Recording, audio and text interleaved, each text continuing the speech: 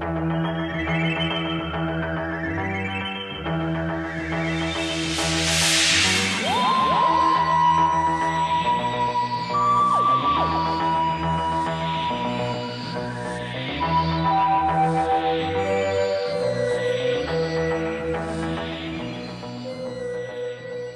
what is up guys, Merganman4's here, and with Doctor Who's 60th anniversary just around the corner, I thought now would be the perfect time to celebrate some of the best this franchise has to offer.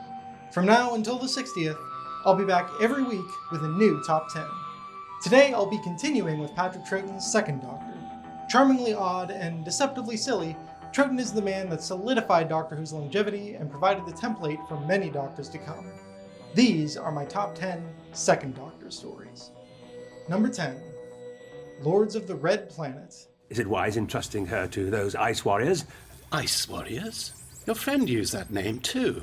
Why do you call them that? Yes. It is apt. Yes, I like it. From henceforth, the Saurian evolutionaries will be known as ice warriors. Oh, dearie me, I think you may have just christened a species. Genesis of the Daleks. Genesis of the Cybermen. Genesis of the Ice Warriors? I have to admit, that's not one that's ever crossed my mind. But as it turns out, it's actually rather good. It's fascinating to delve into Mars' past and discover the species that predated the Ice Warriors. But honestly, like Genesis of the Daleks, this origin story isn't so much about the Ice Warriors as it is the tragic circumstances of their creation. And I would argue that, whilst they're certainly well utilized, they're the least interesting aspect of the story. Ultimately, it's the plight of the Gandorans, the native species of Mars, that really drives it, with a few standout characters in particular. Quindrel, played brilliantly by Michael Troughton, makes for a very sympathetic figure, forced into conducting horrific genetic experiments at the behest of their dictator Zedur, experiments which result in the Ice Warriors. Zedur herself makes for an engaging, if slightly generic baddie, filled with pain and anger, and there's a shockingly brutal scene where she slowly kills her sister as their father watches helplessly. Also of note is the first Ice Lord, Aslor, who begins as an antagonist, but through Zoe's compassion, ends up as an ally, ultimately sacrificing himself to save the day. It's an unexpectedly touching story strand, and Nicholas Briggs does a superb job with the character, alongside all the other Ice Warriors, it should be said. Lords of the Red Planet is a really compelling and surprisingly emotional story that takes a concept that could have been quite bland and generic and turns it into quite the memorable experience. Number 9. The Prince of Denmark. They're going to broadcast Hamlet on television. Oh, is that all? All? They've got television in 1601. History is in danger of being changed beyond all recognition. What? It is? I know. Isn't it fun? What an absurd story in the best possible way. The whole thing is an extremely meta-parallel to the show's missing episodes, featuring direct mentions of a restoration team, censor clips, and telesnaps, which could very easily feel out of place, but flow naturally from the monk's plan, and as a result are a lot of fun. This time around, he wants to shake up history by having Hamlet debut on television, a scheme that comes straight from a throwaway line in the monk's very first appearance. It's a great idea well worth expanding upon, and the meddling monk is used to great effect here. I feel like a lot of his audio appearances can end up feeling rather generic, but this is a story that fits him like a glove, and Rufus Hound is clearly having a great deal of fun. Wendy Padbury joins him as Zoe, effectively becoming the monk's companion for the duration, and she's great too, acting as a strong foil and creating a fantastic double act. Interestingly, this is a story where the monk actually succeeds in his goals, and the resolution is more about damage control than prevention. Thankfully, Zoe is more than capable, and while she can't actually undo the fact that Hamlet was broadcast on television, she can wipe all record of it, effectively making it a missing episode. It's a clever solution to the problem without having to resort to some sort of reset button, and it's a great excuse to implement the history of the show itself into the story. It's a really fun ride that keeps you guessing and leaves you with a smile on your face, and fully capitalizes on the potential of the meddling monk. Number 8. The Black Hole. But you said there'd only be 1 or 2 people. Well, can't be right all the time, can I? You said there'd be 1 or 2 people because it's dangerous here. What the effect of... What? What happened? Everything was still. The water in the fountain was like a sculpture of ice. The crowds of people stood motionless mid-stride. Birds hung in the air. Another monk story? Man, he's really meddling with my second Doctor list. Puns aside, while I do think the monk himself is actually done better in The Prince of Denmark, it's the rest of the black hole that puts this story above it. This serves as a sort of prequel to the war games and the Two Doctors, foreshadowing the events of the former and giving an alternative non-Season 6B explanation for the latter's numerous continuity issues. But while Big Finish can often fall into the trap of fanwink for the sake of it, it actually feels incredibly natural here, and Rufus Hound's monk does make for a fun antagonist even if he's a little generic at times. One of the story's greatest strengths is its setting, a spaceship around, you guessed it, a black hole, which results in some interesting uses of time freezing and provides an intriguing mystery when it's revealed the black hole isn't a natural occurrence. Plus, there is a dose of time meddling here, though probably not from the Time Lord you're expecting. In this case, the Doctor and Jamie are sent off on a diversion by the monk, and end up returning prior to the beginning of the story, allowing them to set things in place to prevent the monk's plan from reaching fruition. Meanwhile, Victoria receives a fairly hefty role in this story, being paired up with the monk for a good chunk of the runtime. In fact, she's the one who first discovers his true identity and that he's responsible for the black hole. It's a nice change of pace from most of her TV appearances. All told, it's an extremely entertaining couple of hours with a lot of great concepts, big stakes, and fun performances that's a shining example of Big Finish's early adventures range. Number 7. Lepidoptery for Beginners. The Doctor took over. Who are you, and what do you want? Eyeless checked item 50. Explain evil plan. Okay then. Hello. He said. My name's Eyeless Blue. Hi. And, I want to kill you all. He smiled half-heartedly and shrugged. Lepidoptery for Beginners is a really unique experience, built around a great central concept and presented in a humorous but also heartfelt way. The basic idea is, an evil genius has discovered a way to predict any scenario with 100% accuracy, and as the story progresses, it becomes increasingly clear that the Doctor, Jamie, and Zoe are up against an enemy they literally can't beat. There's a fantastic contrast between the genuinely terrifying threat of your enemy knowing your every move even before you do, and said enemy actually being this lame, petulant guy who thinks he's way cooler than he actually is. This characterization of the villain, Eyeless Blue, is what really makes the story for me. It gives it a unique identity beyond the already intriguing premise, and I don't think it'd work half as well with someone who is legitimately imposing. And there's a lot of fun to be had with a villain who considers the Doctor their arch-nemesis, but whom the Doctor doesn't have the first clue about. And yet, the threat is never diminished, and it's interesting to see a story where the Doctor is genuinely helpless. He and his companions have no real effect on the story aside from simply being present. Despite this, the resolution is fairly satisfying, getting around the fact that the Doctor can't do anything by utilizing Eyeless's own arrogance and ineptitude against him, with his showing off and gloating with his invention, creating a domino effect that results in his own downfall. It's a delightfully fun and fascinating tale that kept me hooked from beginning to end. Number 6. The Web of Fear. Through time and space, I have observed you, Doctor. Your mind surpasses that of all other creatures. What do you want? You. I'll freely admit that I'm not the biggest fan of The Abominable Snowman. So I'm glad to say that its sequel story is not only an improvement, it's a bona fide classic in every sense of the word. Setting the story in the London Underground gives it a fantastic atmosphere, and achieves the claustrophobia of a base under siege whilst utilizing a familiar everyday location, and the execution, from the lighting down to the actual sets, is impeccable.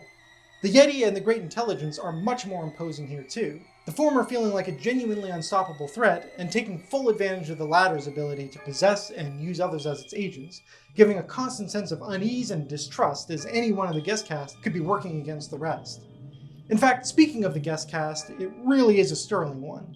Jack Watling returns as Professor Travers, and despite having last played the character a mere couple months ago, completely convinces as a decades-older version of the character.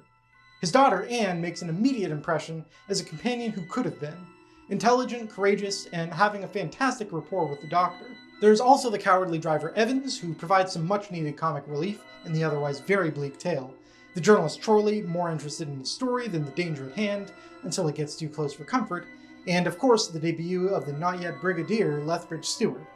It's not hard to see why he was brought back.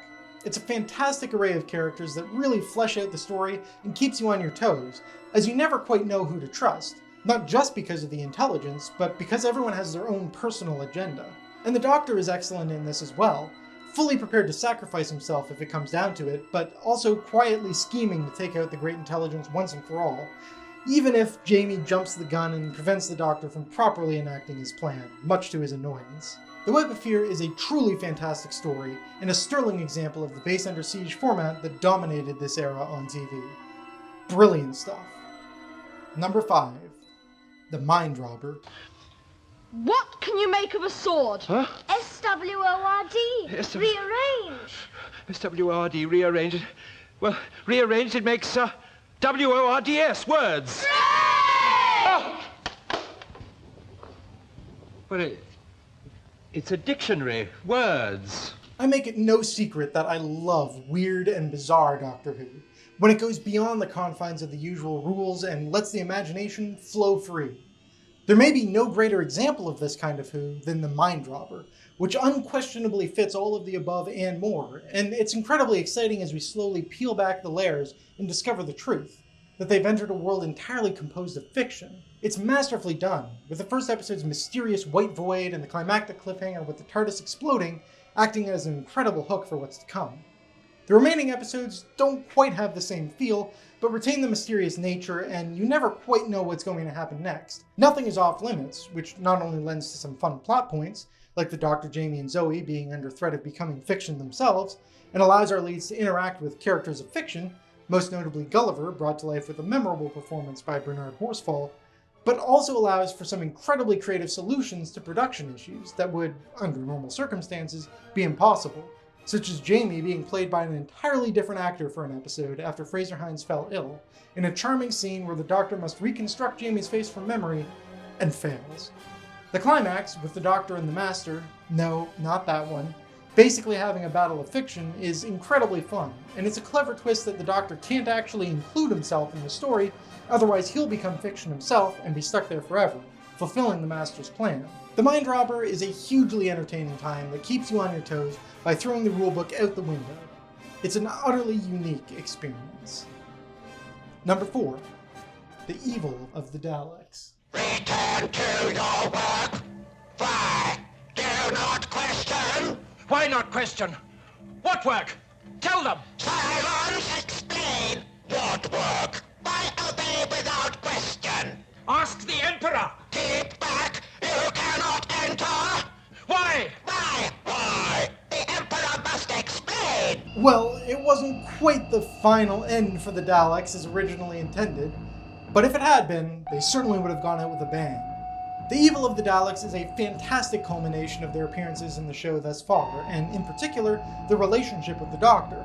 Like the power of the Daleks earlier in the season, the Daleks' manipulative nature is on full display, putting a genuine strain on the Doctor's relationship with Jamie by forcing him to work for them, and in a brilliant late-game twist, unwittingly accomplish the opposite of what he thinks he's working towards. Honestly, good as the Daleks are in this, and they are superb, it's these aspects that really make Evil the success it is. I'm a sucker for stories that shatter a companion's seemingly unbreakable faith in the Doctor. It doesn't happen often, but when it does, it hits hard, and this story is no exception. And whilst it's certainly upsetting to see a falling out between them, with Jamie even declaring his time in the TARDIS over, it speaks to the strength of Jamie as a character and his strong moral code that he continues to do what he believes is right, even if it costs him his friendship with the Doctor. Of course, this is exactly what the Doctor wants, having been forced by the Daleks to put Jamie's human nature to the test, and it's shocking to see his manipulative nature out in full force. The Doctor's never shied away from tricking enemies, but using his friends like this is a rarity, and it's heartbreaking to see, even if the Daleks have given him no alternative. Back to the Daleks, their plan in this story is an entirely different approach from usual, giving Evil a unique identity amongst the Daleks' countless appearances. They want to discover the human factor, the aspects of humanity that have allowed them to ultimately triumph over the Daleks time and again, so that they can combine the best aspects of humanity with the best aspects of the Daleks to truly become the superior race. It's a fascinating concept, and the Doctor's initial experiments lead to a fantastic scene, simultaneously funny but eerie, as a trio of Daleks begin acting as human children. It's so unlike what we're used to seeing in a Dalek. It's jarring but exciting at the same time, as it's such a bizarre combination. Of course, the Daleks were never actually after the human factor. They only wanted to use it to determine the opposite, the Dalek factor, so they could implement it within all their enemies across time and space, effectively turning everyone into human Daleks. And it's a great twist seeing the Doctor, who spent the story manipulating Jamie, being manipulated himself. But not to be out-manipulated, the Doctor tricks a number of Daleks into becoming humanized, and a civil war breaks out on Skaro, leading into the Doctor's claim of the final end. Evil of the Daleks is simply jam-packed with amazing ideas and excellent execution, and stands up even today as one of the greatest Dalek stories of all time. Number 3. The Enemy of the World. You're doing so well impersonating me. I thought I might return the compliment. We're going to put you outside, Salamander. No friends, no safety, nothing. You'll run, but they'll catch up with you. No! And now I'm going to kill you. Doctor Who has had its main lead portray multiple roles on many occasions, but in my opinion, there's no finer example than the Enemy of the World. For one thing, this is a full-on double performance, with Patrick Troughton's second role as Salamander a constant presence, rather than showing up for just a portion of the story. For another, we've often seen villains impersonating the Doctor, but it's very rare we get to see the Doctor impersonating a villain, let alone have it be the entire basis of the storyline. Because of this, it's remained a unique experience in the 50+ years since it's aired, not something most stories can boast. The fact that it's done so well is the icing on top. Needless to say, Patrick Troughton is superb in both roles, and the way he switches between the two seems effortless. Salamander himself is a very compelling villain, someone with an immense amount of power and influence who's able to get away with pretty much anything, and clearly sees human life as nothing more than a tool for his own ends. His lackeys, the slimy, sadistic Bennick and the gruff, imposing Bruce, are equally entertaining, as indeed are all the guest cast, coming together to create a highly believable world. It's especially great fun as the story unfolds, and we realize not everyone is quite as they seem.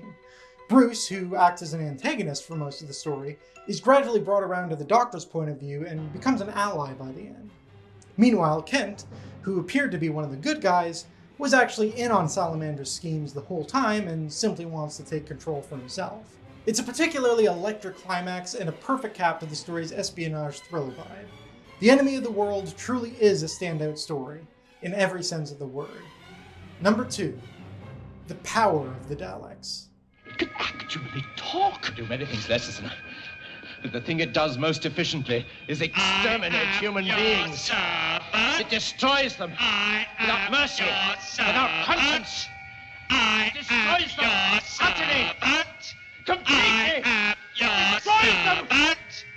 I am your servant. David Whittaker just gets the Daleks, doesn't he? I think the power of the Daleks is quite possibly the best the Doctor's greatest enemy has ever been. Cunning, deceptive, and utterly ruthless. It's terrifying watching them wriggle their way into the colony, pretending to be its servants, as the colonists fail to pay any attention to the Doctor's desperate attempts to alert them to the danger, resulting in one of Doctor Who's all-time greatest cliffhangers. Lesterson serves as the perfect foil for the Daleks' schemes. Initially so caught up in the Daleks' potential that he completely ignores the Doctor before he gradually realizes the truth and goes mad over the horror he's unleashed, culminating in an intensely haunting final scene where he mimics the Daleks' "I am your servant" mantra before being promptly exterminated. Just chilling. I also love that for how duplicitous the Daleks act throughout the story, they can't help but let the mask occasionally slip, whether it be refusing to listen to the Doctor's orders or getting caught up in one of their rants of superiority before catching themselves. It's absolutely brilliant, and means the Doctor doesn't just have to fight against the Daleks, but also the colonists who have fallen under their influence. Speaking of the Doctor, the Power of the Daleks is, of course, the debut of Patrick Troughton's second Doctor, and it kind of sets the template for most Doctor debuts to come, with the Doctor acting incredibly erratic to start before gradually setting down into his new persona. But because this is the first time, there's a great deal of mystery around the process, and indeed, plenty of doubt as to whether this truly is the Doctor. It's a genius move to have two companions witness the process so that each can give a separate perspective. Polly willing to go along with the Doctor and certain that he's the same man, and Ben as the skeptic, unsure of how to take this massive change. But of course, they, as well as us, are fully convinced by the end of the story. It's great that, rather than trying to sweep it under the rug, the production team decided to fully embrace the change and make Troughton a completely different character, and play around with the natural uncertainty that surrounds it. It's something that could have very easily gone wrong and been the death knell of the show, but Power handles it perfectly. In my opinion, the power of the Daleks is, quite simply, quintessential Doctor Who. And before we reach my #1 Second Doctor story, let's take a quick look at some honourable mentions which very nearly made the cut. The Tomb of the Cybermen, The Way Forwards, The Macra Terror, The Queen of Time, The Way of the Empty Hand. #1, The War Games. It's time to say goodbye to your friends. There must be something we can do. No, Zoe. Not this time. Well, goodbye, Jamie. But Doctor, surely we could... Goodbye, Jamie. It's the 10-part epic that introduced the Time Lords and brought an end to the Doctor's freedom. The War Games is arguably one of the most influential stories in the entirety of the show, and boy does it deliver.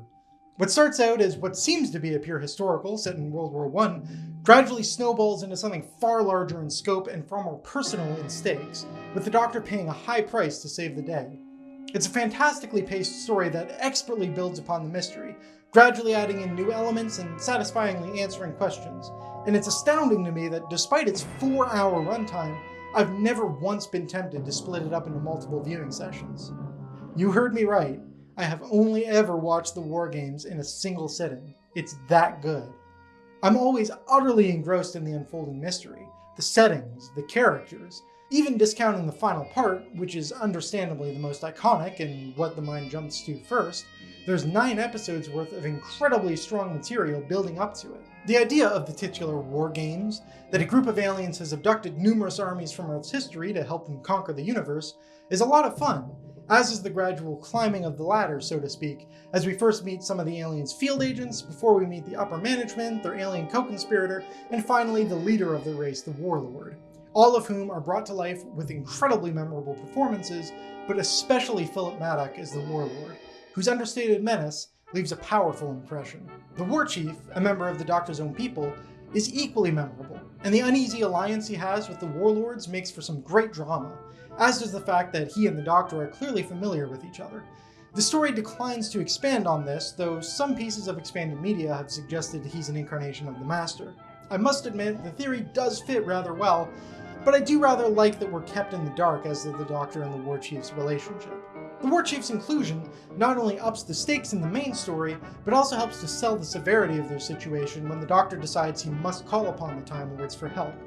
His desperation counters the Doctor's calm determination once he's made up his mind, but Troughton does an impeccable job at selling that this isn't a decision he takes lightly, and it's plain as day that there will be consequences. But it doesn't stop him trying to escape in the brilliant cliffhanger to episode 9, and I genuinely think the Time Lords here are one of the scariest threats in the show's history.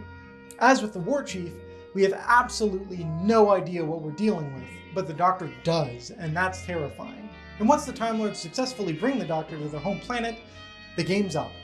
It's possibly the only time the Doctor accepts that there is nothing he can do and that he's entirely at their mercy. And seeing Jamie and Zoe just as baffled as we are at the Doctor's response as he calmly says goodbye is devastating. And the biggest gut punch is yet to come, that neither Jamie nor Zoe will remember their travels with the Doctor, save for their first adventure.